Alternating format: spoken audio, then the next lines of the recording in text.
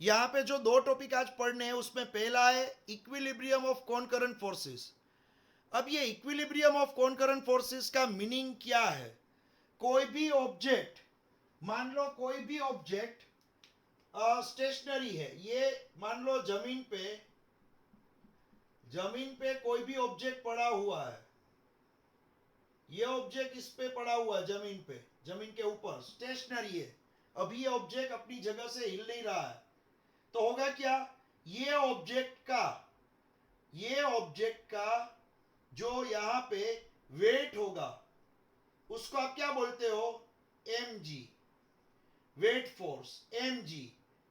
ये है weight force mg जो नीचे लग रहा है। वो वेट फोर्स, किसी का भी वेट फोर्स आपको मालूम है डाउनवर्ड डायरेक्शन में इस तरह से लगता है टूवर्ड्स यहाँ पे ग्रेविटी। तो ये ऑब्जेक्ट है जिसका वेट फोर्स mg क्या है? वेट फोर्स का इक्वेशन आपको मालूम है, मास। m मीन्स ये ऑब्जेक्ट का मास, g मीन्स 9.8 अर्थ की ग्रेविटेशनल एक्सेलरेशन। अर्थ का जो ग्रेविटेशनल एक्सेलरेशन होता है 9.8, वो है स्मॉल g। तो mg क्या है?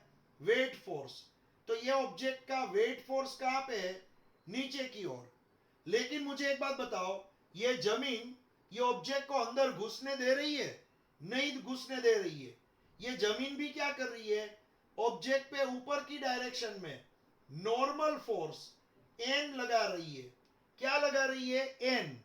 आप जब भी कोई जमीन पे खड़े रहोगे तो आपका वेट फोर्स mg नीचे होगा, लेकिन नॉर्मल फोर्स जो होता है, जो जमीन आपको देती है, आप नॉर्मल फोर्स की वजह से जमीन के अंदर नहीं घुस पाओगे, जमीन आपको ऊपर की डायरेक्शन में देगी, वो होगा नॉर्मल फोर्स n। तो ये नॉर्मल फोर्स जो जमीन आपको अपोजिट डायरेक्शन में दे रही है। तो आप जमीन पे खड़े हो, आप नीचे mg लगा रहे हो और यही लैंड जमीन आप पे नॉर्मल फोर्स ऊपर की डायरेक्शन में दे रही है। तो ये ऑब्जेक्ट ना तो नीचे जा रहा है, ये ऑब्जेक्ट ना तो ऊपर जा रहा है। तो यहां पे आप ऐसा लिख सकते हो, here n equals to mg। ये दोनों ही इक्वल हो गए तो ही तो ये फोर्स ना तो ऊपर जाएगा ना तो नीचे जाएगा, क्योंकि ये दोनों ही इक्वल है।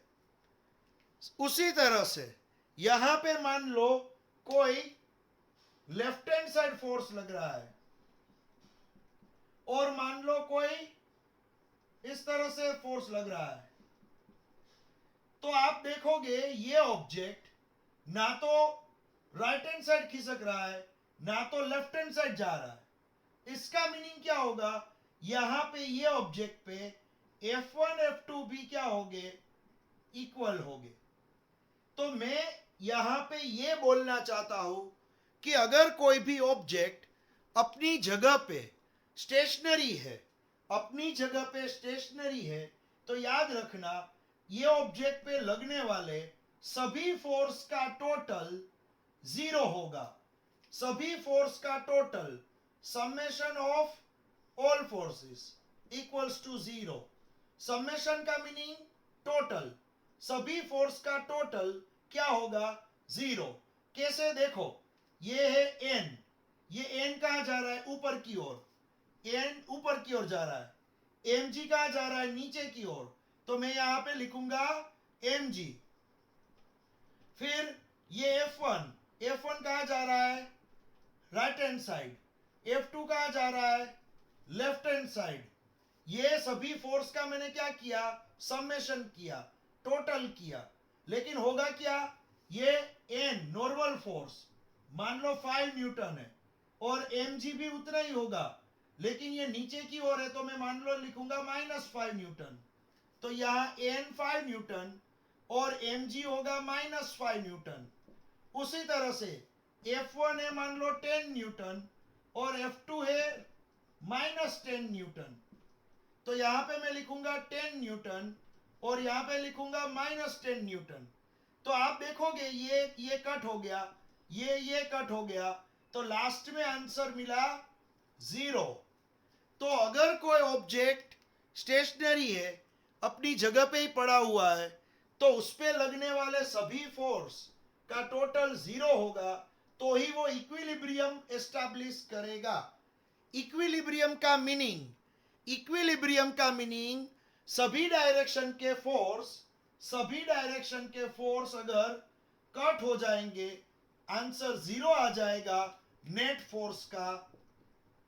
फोर्स का आंसर अगर 0 आ जाएगा तो आप समझ लेना ये ऑब्जेक्ट इक्विलिब्रियम में है, अपनी जगह से वो हिलेगा नहीं। अपनी जगह से वो ना तो लेफ्ट हैंड साइड जाएगा, ना तो राइट हैंड साइड, ना तो हवा में ऊपर जाएगा, ना तो जमीन के अंदर नीचे जाएगा। उसको हम बोलेंगे इक्विलिब्रियम पोजीशन। तो इक्विलिब्रियम पोजीशन में सभी फोर्स, मान लो यहां पे आप देखोगे ये सेंटर है, इस पे लेफ्ट हैंड साइड भी लग रहा था, राइट हैंड साइड भी लग रहा था, नीचे भी लग रहा था, ऊपर भी लग रहा था। तो ये सभी जितने भी फोर्सेस है वो कॉनकरेंट फोर्सेस है। सभी फोर्स एक दूसरे की इफेक्ट कैंसल कर रहे हैं, तो उसकी वजह से यहां पे इक्विलिब्रियम एस्टैब्लिश हुआ है। बहुत ही इजी टॉपिक, ये टॉपिक बहुत ही इजी है, इक्विलिब्रियम ऑफ कॉनकरेंट फोर्सेस। तो जितने भी फोर्स लगेंगे उसका यहाँ पे basic sum, means basic sum का मीनिंग प्लस माइनस साइन के साथ जो करोगे वो सम, अगर उसका टोटल 0 कर दिया तो वो ऑब्जेक्ट इक्विलिब्रियम पे है। ये उसका मीनिंग हुआ। बहुत ही इजी है ये चीज। देखो फ्रिक्शन की बात होगी। फ्रिक्शन क्या है? देखो फ्रिक्शन क्या है, शांति से समझना ये पूरा टॉपिक, क्योंकि फ्रिक्शन अगर आपके दिमाग में आ गया तो ये चैप्टर के बहुत सारे सम्स आप इजीली सोल्व कर पाओगे। शांति से समझना ये पूरा टॉपिक। फ्रिक्शन क्या है? देखो फ्रिक्शन जनरली कोई भी एक चीज दूसरे के साथ आप घिसोगे उसको बोला जाता है फ्रिक्शन। तो फ्रिक्शन में क्या होगा और फ्रिक्शन क्यों होता है? देखो मैं यहां पे आपको एक फिगर ड्रॉ करके बता रहा हूं।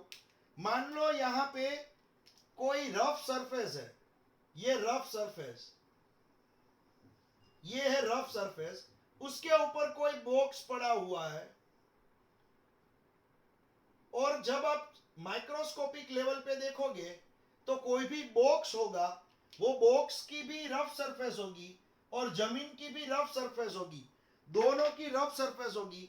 मान लो ये जमीन है, ये मेरा हाथ है, देखो ये हाथ थोड़ा रफ है, स्लिपरी नहीं है, हाथ क्या होगा? रफ होगा।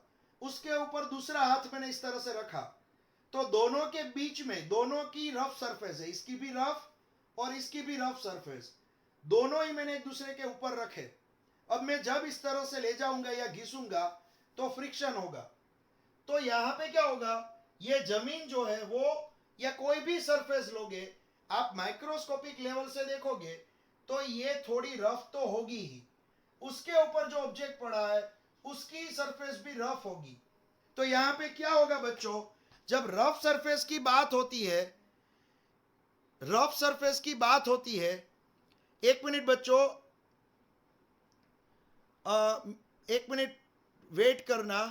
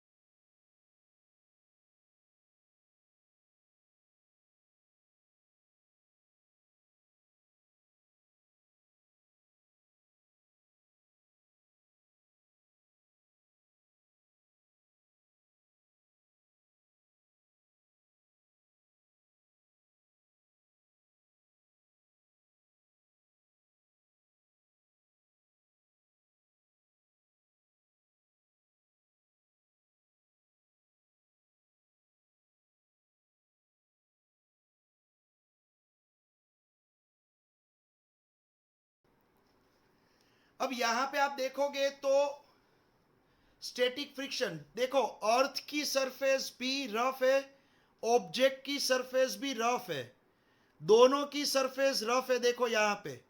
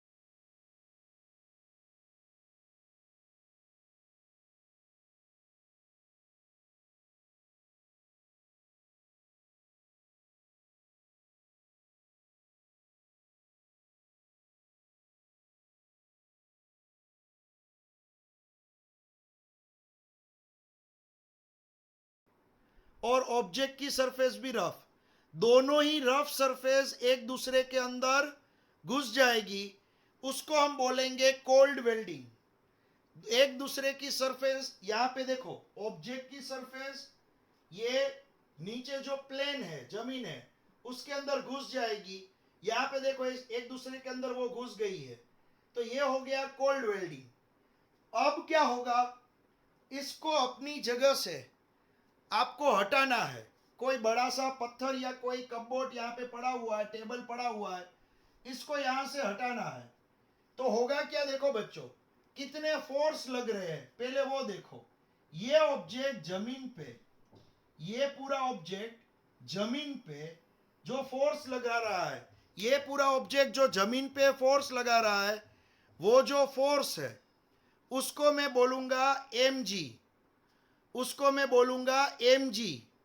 क्या बोलूंगा यहां पे, mg फोर्स जो नीचे लग रहा है, ये ऑब्जेक्ट जमीन पे लगा रहा है mg फोर्स, और जमीन उसके ऊपर लगा रही है नॉर्मल फोर्स, जो ऊपर की डायरेक्शन में होगा।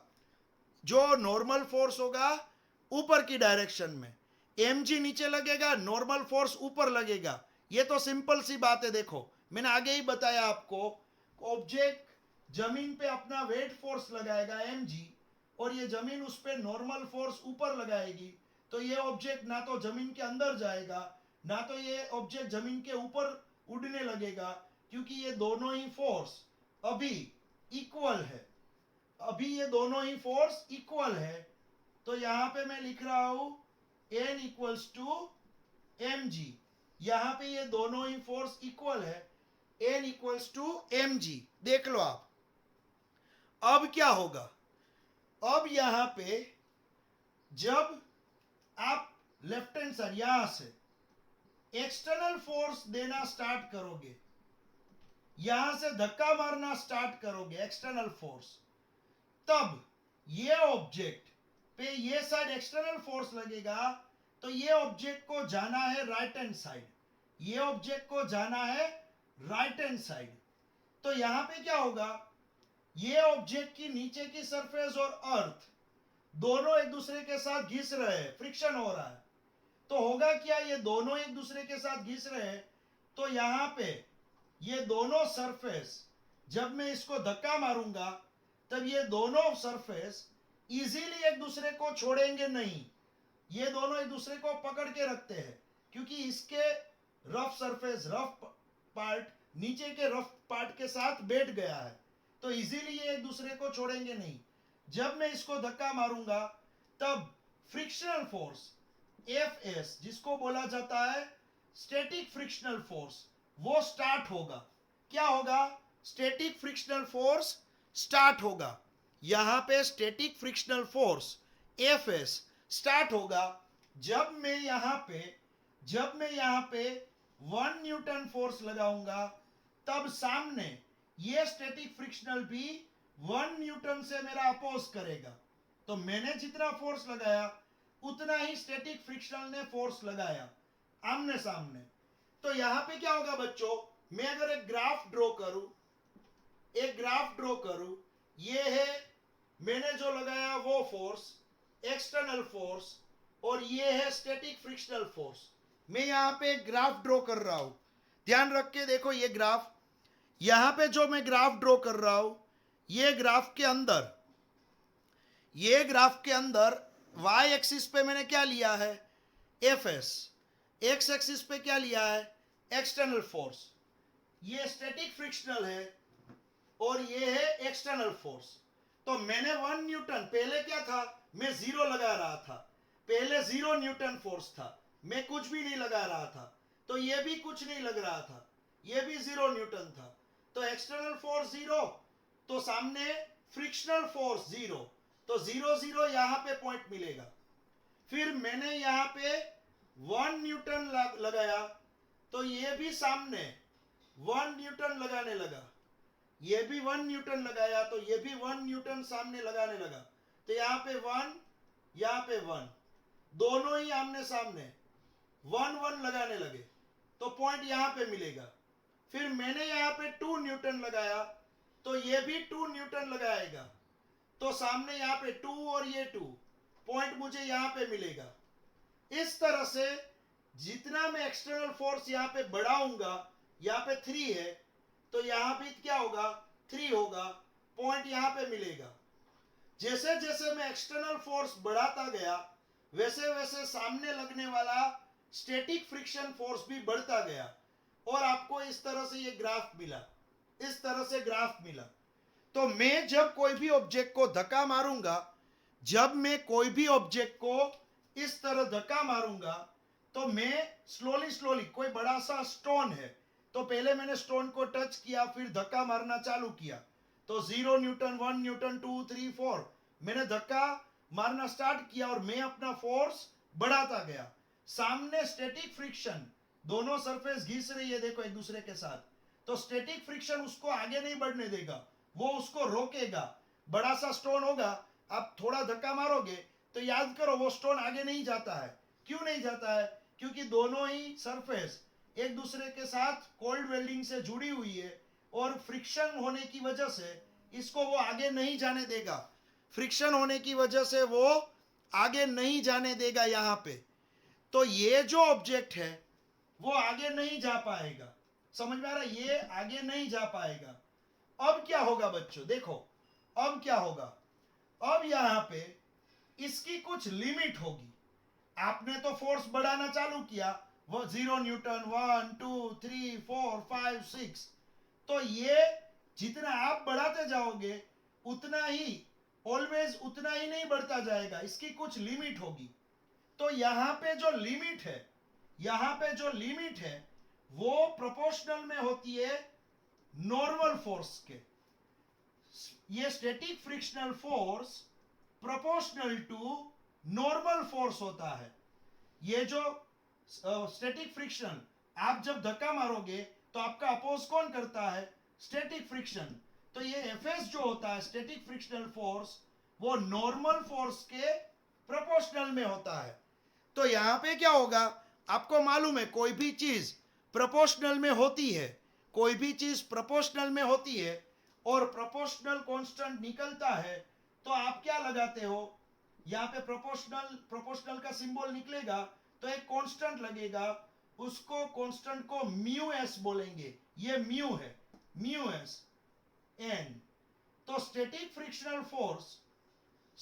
Frictional force equals to mu S N. ये हुआ म्यू एस एन। तो मैक्सिमम कितना स्टैटिक फ्रिक्शन लग पाएगा, मैक्सिमम, तो याद रखना F S equals to mu S N, इतना मैक्सिमम लगेगा। ये है एफ एस मैक्सिमम, यहां पे मैं लिख रहा हूं एफ एस मैक्सिमम, इतना मैक्सिमम लग पाएगा म्यू एस एन जितना। समझ लो यहां पे म्यू एस की वैल्यू, मान लो म्यू एस की वैल्यू यहां पे 0.1 है और नॉर्मल फोर्स एन की वैल्यू 10 है, 10 न्यूटन। तो 0.1 इंटू 10, जब आप इसका मल्टीप्लीकेशन करोगे तो आंसर आएगा 1 न्यूटन। क्या आंसर आया? 1 न्यूटन। तो 0.1 इंटू 10, आंसर आपको मिला 1 न्यूटन। तो मैक्सिमम एफएस कितना मिलेगा?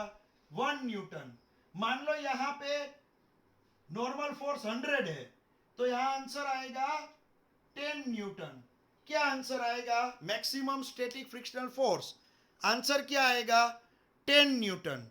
तो यहां पे आप एक चीज याद रखना बच्चों, maximum static frictional force, maximum static frictional force जब आप लगाते जाओगे तब यहां पे ये तो फिक्स रहेगा। आप बाहर से जब फोर्स लगाते जाओगे, मान लो ये मैक्सिमम है 10 न्यूटन, ये 10 न्यूटन तक अपोज करेगा। तो आपने क्या किया, 0 न्यूटन लगाया तो ये 0 से सामना कर पाएगा, 1 न्यूटन लगाया 1 से सामना कर पाएगा, 2 न्यूटन लगाया 2 से सामना कर पाएगा, उस तरह से 3 4 5 6 7 8 9 और 10 न्यूटन लगाया तो 10 न्यूटन से सामना होगा, दोनों ही आमने सामने 10 न्यूटन तक लड़ेंगे। लेकिन जब आप 10 से बढ़ाओगे, 10.1 न्यूटन कर दिया, आपने थोड़ा सा बढ़ा दिया फोर्स, तो ये ऑब्जेक्ट अब ये object right hand side move होना चालू हो जाएगा, थोड़ा थोड़ा राइट हैंड साइड खिसकने लगेगा। ये फोर्स आपने बढ़ाया, 10.1 में से 10.6 कर दिया, तो ये ऑब्जेक्ट थोड़ी स्पीड पकड़ेगा। ये फोर्स आपने 12 न्यूटन कर दिया, 12 न्यूटन, तो ये और थोड़ी स्पीड पकड़ेगा। तो मैक्सिमम कितना अपोज हो पाया? मैक्सिमम अपोज कब तक हो पाया? 10 न्यूटन तक अपोज हो पाया। उसके बाद जब आप फोर्स बढ़ाते हो तो ये ऑब्जेक्ट फिर इसका मानेगा, 12 न्यूटन का मानेगा, और ये अपोज तो कितना हो सकता है? अपोज तो मैक्सिमम 10 न्यूटन तक का हो सकता है। तो जब आप 12 न्यूटन लगाओगे तब सामने लगने वाला 10 न्यूटन, ये तो 10 न्यूटन ही रहेगा, ये तो 10 से नहीं बढ़ पाएगा, ये मैक्सिमम 10 तक रहेगा। आप लगा रहे हो 12 न्यूटन, तो 12 बड़ा है 10 से, तो इसका माना जाएगा ये जो ऑब्जेक्ट है वो अब इक्विलिब्रियम में नहीं है। अब ये ऑब्जेक्ट खिसकेगा, कौन सी साइड जाएगा? राइट हैंड साइड वो खिसकेगा, यहाँ पे राइट हैंड साइड डिस्प्लेस होगा, क्योंकि ये फोर्स बढ़ गया है और अपोज करने वाला फोर्स तो 10 तक लिमिटेड है। तो जैसे जैसे आप ये ग्राफ ड्रॉ करोगे, ये ग्राफ कोई जगह पे मैक्सिमम होगा यहां पे, इसको मैं बोलूंगा एफएस मैक्सिमम, ये एफएस मैक्सिमम है। तो यहां तक जब मैंने यहां पे 10 न्यूटन लगाया था, सामने 10 न्यूटन मिला, 10 न्यूटन लगाया तो सामने 10 न्यूटन मिला, लेकिन अब मैं और एक्सटर्नल फोर्स लगाऊंगा तो ये जो ग्राफ है वो इस तरह से आ जाएगा। यहां पे मैं अभी बताऊंगा आपको ये ग्राफ के बारे में, जब काइनेटिक फ्रिक्शन हम पढ़ेंगे तब। तो यहां पे ये जो ग्राफ है मैक्सिमम कितना होगा, 10 न्यूटन तक, एफएस मैक्सिमम। आप कितना लगा रहे हो, 10 न्यूटन, लेकिन बाद में जब आप फोर्स बढ़ाओगे तो ये ऑब्जेक्ट राइट हैंड साइड खिसकना चालू कर देगा, राइट हैंड साइड मोशन करने लगेगा। समझ में आ रहा है? तो यहां पे बच्चों एक चीज याद रखना, आप यहां पे एक चीज याद रखना कि जैसे जैसे आप यहां फोर्स बढ़ाते जाओगे, यहां का फोर्स बढ़ाते जाओगे, वैसे वैसे ये ऑब्जेक्ट अपोज करता जाएगा, लेकिन अपोज करने की कुछ लिमिट होती है, और वो फॉर्मूला है F S maximum equals to mu S N. तो कोई आपको पूछे कि स्टैटिक फ्रिक्शन का फॉर्मूला क्या है, स्टैटिक फ्रिक्शनल फोर्स का फॉर्मूला होगा F S equals to mu S N, और उसमें जो म्यू एस है उसको आप बोलोगे कोएफिशिएंट ऑफ स्टैटिक फ्रिक्शन। क्या नाम है, म्यू एस का नाम है कांस्टेंट है, वो क्या नाम है, क्या इसका, coefficient of static friction. N का नाम नॉर्मल फोर्स, एफ एस का नाम static frictional force coefficient of, ये क्या है, coefficient of static friction. N क्या है, नॉर्मल फोर्स। तो ये स्टैटिक फ्रिक्शन का बहुत ही इजी फॉर्मूला हो गया, F S equals to mu S N. बहुत ही इजी फॉर्मूला है, देखो ये स्टैटिक फ्रिक्शन का। अब ये स्टैटिक फ्रिक्शन आपको मैं यहां पे मैंने एक्सप्लेन किया, उसके बाद काइनेटिक फ्रिक्शन क्या है बच्चों। काइनेटिक फ्रिक्शन का मीनिंग, एक बार ये ऑब्जेक्ट मोशन करना चालू कर देगा, तब जब ऑब्जेक्ट मोशन में है, ऑब्जेक्ट जमीन पे जा रहा है, आप स्टोन को धक्का मार के उसको ले जा रहे हो, तब भी जमीन के साथ इसका फ्रिक्शन तो होगा ही, लेकिन अब क्या होगा, जमीन के साथ अब जो फ्रिक्शन हो रहा है, जब ऑब्जेक्ट को आप ले जा रहे हो, धक्का मार के घिस के ले जा रहे हो, तब जो फ्रिक्शन होगा वो होगा काइनेटिक फ्रिक्शन, एफ के। तो एफ के भी प्रोपोर्शनल टू एन होता है, एफ के भी प्रोपोर्शनल टू क्या होता है, एन। यहां पे चलो, यहां पे मैं काइनेटिक फ्रिक्शन की बात कर रहा हूं। तो काइनेटिक फ्रिक्शन में क्या होगा, जब ऑब्जेक्ट को आप धक्का मार के ऑलरेडी ले जा रहे हो, ये ऑब्जेक्ट ऑलरेडी मोशन में है, तब भी ऑब्जेक्ट और जमीन के बीच में फ्रिक्शन तो रहेगा ही, उसको आप बोलोगे काइनेटिक फ्रिक्शन। वो भी प्रोपोर्शनल टू एन होता है, लेकिन प्रोपोर्शनल का जब सिंबल निकलता है तब यहां पे म्यू के लग जाता है। क्या लग जाता है, mu K. F K equals to mu K N, क्या लग जाएगा, F K equals to mu K N. F K क्या है, kinetic frictional force, mu K coefficient of kinetic friction, N normal force. तो यहां पे आप देखोगे काइनेटिक फ्रिक्शन का फॉर्मूला क्या आएगा, F K equals to mu K N. दोनों ही फॉर्मूला देखो आप, दोनों ही फॉर्मूला, जब ऑब्जेक्ट पड़ा हुआ है और आप उसको धक्का मार के उसको डिस्प्लेस करने की ट्राई कर रहे हो, लेकिन वो हिल नहीं रहा है, तब स्टैटिक फ्रिक्शन लग रहा है। लेकिन एक बार ऑब्जेक्ट जाने लगा, मोशन में आ गया, तो मोशन में कौन सा फ्रिक्शन लगेगा, मोशन में लगेगा काइनेटिक फ्रिक्शन। तो स्टैटिक फ्रिक्शन का formula F S equals to mu S N, kinetic friction का formula F K equals to mu K N. ये दोनों ही इसके फॉर्मूला हुए। स्टैटिक फ्रिक्शन मींस, मैं सिंपल सी बात बता दूं, स्टैटिक फ्रिक्शन का मीनिंग, अगर कोई ऑब्जेक्ट, मान लो कोई रूम में आप समझ लो, मैं आपको ये सिंपल से फिर से एक बार बता दूं स्टैटिक फ्रिक्शन और काइनेटिक फ्रिक्शन के बारे में। स्टैटिक फ्रिक्शन और काइनेटिक फ्रिक्शन के बारे में मैं बता दूं। देखो, जब कोई ऑब्जेक्ट अपनी जगह पे पड़ा हुआ है, ये रफ सरफेस, ये उस पे रखा हुआ दूसरा ऑब्जेक्ट कोई रफ सरफेस पे पड़ा हुआ है, जब इसको आप उसकी जगह से मोशन में लाने की ट्राई करते हो, मोशन में लाने की ट्राई करते हो, तब आप क्या करोगे, इस पे स्लोली स्लोली धक्का मारना चालू करोगे। ये है एक्सटर्नल फोर्स, बाहर का फोर्स। लेकिन होगा क्या, जैसे जैसे आप धक्का मारोगे, ये जो दोनों सरफेस घिस रही है वो अपोज करेगी और ऑब्जेक्ट को आगे नहीं बढ़ने देगी। तो जो अपोज फोर्स लगता है, अपोज करता है, वो है स्टैटिक फ्रिक्शनल फोर्स, और इसका फॉर्मूला है म्यू एस एन। तो आपने धक्का मारना चालू किया यहाँ पे, तो आपने 0 न्यूटन दिया तो ये भी 0 देगा, 1 दिया 1 देगा, यहाँ पे 10 न्यूटन, ये भी 10 देगा। लेकिन आपकी कैपेसिटी तो बढ़ सकती है, ये तो मैक्सिमम 10 तक ही लगेगा। तो आपने 10 तक जब दिया तो सामने 10 का फ्रिक्शन फोर्स मिलेगा। लेकिन आपने अगर 10 से बढ़ा दिया तो ये बेचारा अब ज्यादा अपोज नहीं कर पाएगा, तो ये फिर अपना ये 10 तक ही अप्लाई करेगा। आपने 11 अप्लाई किया है तो आप जीत जाओगे और ये ऑब्जेक्ट आगे बढ़ने लगेगा। समझ में आ रहा है? तो मैक्सिमम, यहां पे देखो, मैक्सिमम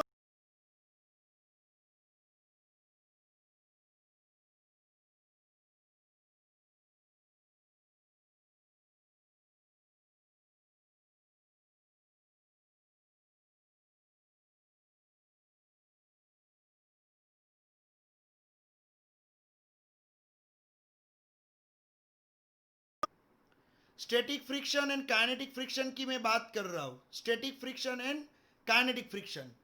तो स्टैटिक फ्रिक्शन में क्या होगा, देखो मैं आपको बता दूं कि जैसे ही आप यहाँ पे बाहर से धक्का मारोगे तो सामने ये दोनों सरफेस एक दूसरे के अंदर कोल्ड वेल्डिंग से जुड़ी हुई है।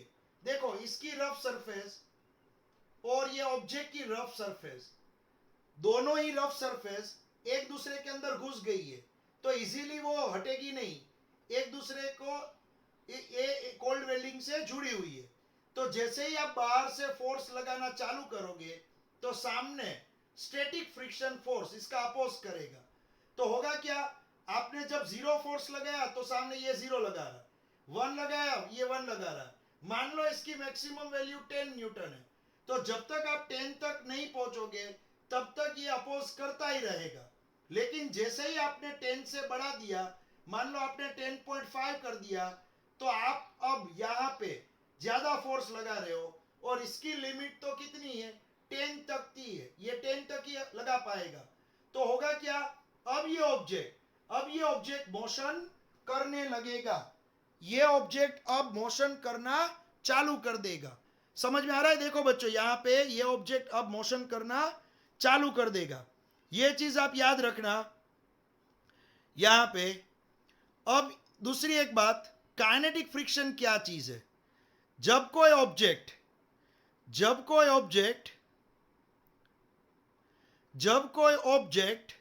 काइनेटिक फ्रिक्शन क्या चीज है, देखो, जब कोई ऑब्जेक्ट मोशन में होता है, तब क्या होगा, तब ये ऑब्जेक्ट की सरफेस और जमीन की सरफेस वो एक दूसरे के साथ इतना ज्यादा कोल्ड वेल्डिंग नहीं कर पाएगी।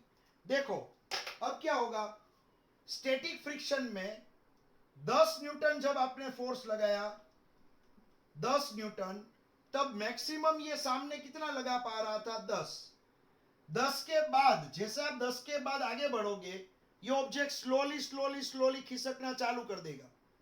तो ये मैक्सिमम 10 लगा पा रहा है। समझ में आ रहा है? स्टैटिक फ्रिक्शन मैक्सिमम 10 लग रहा है, आपने भी 10 लगाया। उसके बाद जब आप इसको मोशन में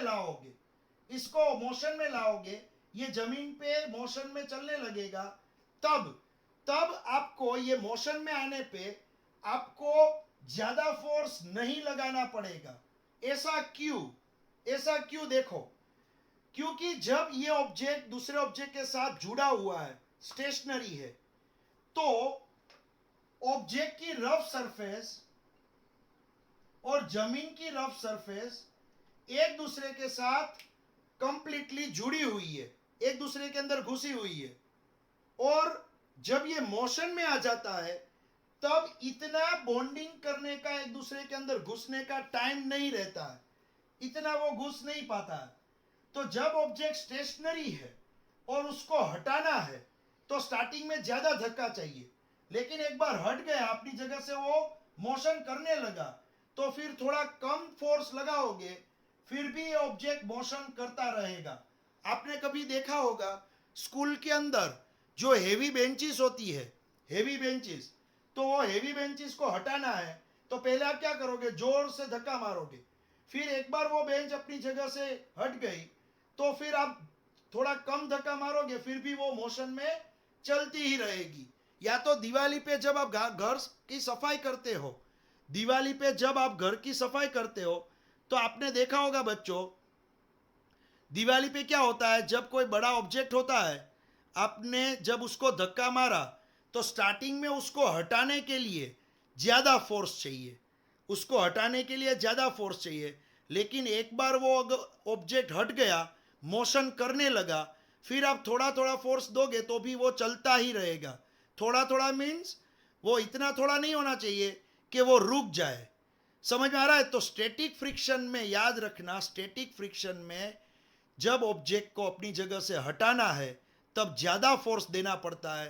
काइनेटिक फ्रिक्शन में जब ऑब्जेक्ट मोशन में आ गया तो उतना फोर्स नहीं लगता है, उतना फोर्स नहीं लगता है। तो यहाँ पे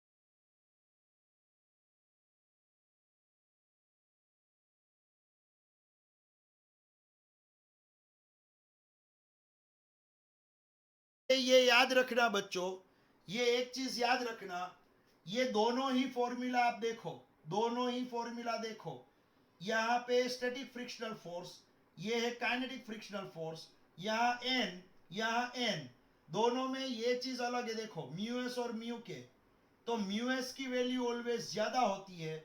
ये जो कोएफिशिएंट है स्टैटिक फ्रिक्शन का, कोएफिशिएंट वो ऑलवेज ज्यादा होता है म्यू के की कंपैरिजन में। म्यू के क्या है? Coefficient of kinetic friction. Mu K coefficient of kinetic friction है, म्यू एस क्या है? कोएफिशिएंट ऑफ स्टैटिक फ्रिक्शन है। तो याद रखना बच्चों, यहां पे म्यू के कम होता है ऑलवेज, और म्यू एस ऑलवेज ज्यादा होता है। समझ में आ रहा है बच्चों? तो ये यहां पे mu S greater than mu के मैंने लिखा हुआ है, याद रखना, mu S greater than mu के। तो यहां पे कंपैरिजन करोगे तो ये बढ़ जाएगा, यहां पे ये बढ़ जाएगा। एन की वैल्यू मान लो 5 है, इसकी वैल्यू मान लो 2 है, तो 2 इंटू 5 एफ एस 10 हो जाएगा, एफ एस 10 हो जाएगा। और ये यहाँ पे 5 है, इसकी वैल्यू 1 है मान लो, तो 5 इंटू 1 5, तो एफ के कम हो जाएगा। तो mu S greater than mu के, तो आप यहाँ पे देख पाओगे F S greater than F के होता है। तो always static frictional force kinetic friction से ज्यादा होता है, static frictional force kinetic friction से ज्यादा होता है। इसका मीनिंग जब ऑब्जेक्ट अपनी जगह पे पड़ा हुआ है, उसको धक्का मारना है जब आपको, तब धक्का मारने के लिए, उसको अपनी जगह से खिंचाने के लिए ज्यादा फोर्स लगेगा। लेकिन एक बार वो मोशन में आ गया तो कम फोर्स पे भी आप उसको कंटिन्यू मोशन दे पाओगे, कम फोर्स में भी आप उसको कंटिन्यू मोशन दे पाओगे। समझ में आ रहा है? तो बड़े ऑब्जेक्ट को एक अपनी जगह से हिलाने के लिए ज्यादा फोर्स चाहिए, लेकिन एक बार अपनी जगह से हिल गया तो मोशन में आ गया, तो फिर कम फोर्स पे भी आप उसको अपनी जगह से मोशन में लाके उसको मोशन दे पाओगे, उसको मोशन में रख पाओगे। समझ में आ रहा है? तो ये static friction and kinetic friction यहाँ पे